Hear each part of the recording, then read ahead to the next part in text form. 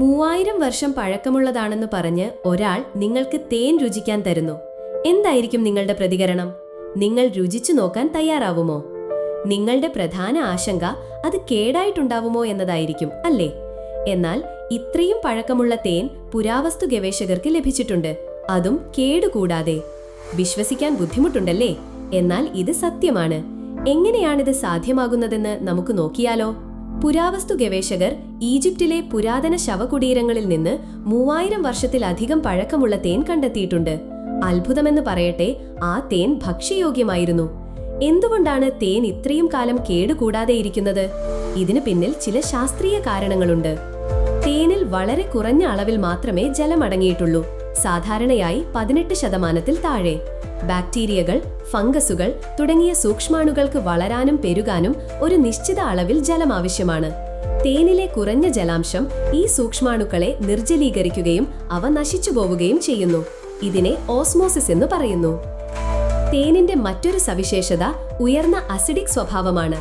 തേനിന് സാധാരണയായി 3.9 pH മൂല്യം. മിക്ക ബാക്ടീരിയകളും രോഗാണുക്കളും 6.5 മുതൽ 7.5 വരെ pH നിലവാരത്തിലാണ് വളരുന്നത്. തേനിന്റെ അസിഡിറ്റി ഈ സൂക്ഷ്മാണുക്കൾക്ക് വളരാൻ അനുയോജ്യമല്ല.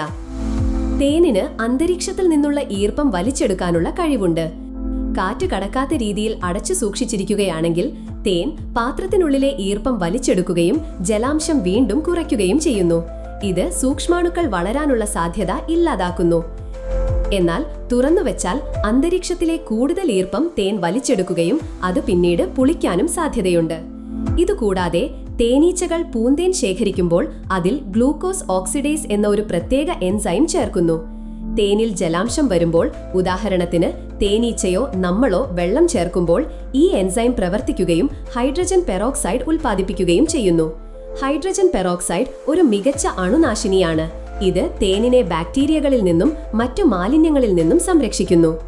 ശരിയായ രീതിയിൽ അടച്ചു സൂക്ഷിക്കുകയാണെങ്കിൽ തേൻ കാലങ്ങളോളം കേടുകൂടാതെ ഇരിക്കും. ഇങ്ങനെ സൂക്ഷിച്ച തേനാണ് ഈജിപ്തിൽ നിന്ന് കണ്ടെടുത്തത്. ഒരുപക്ഷെ അവർ ഈ സവിശേഷതകൾ അക്കാലത്ത് തന്നെ നിരീക്ഷിച്ചിരിക്കാം.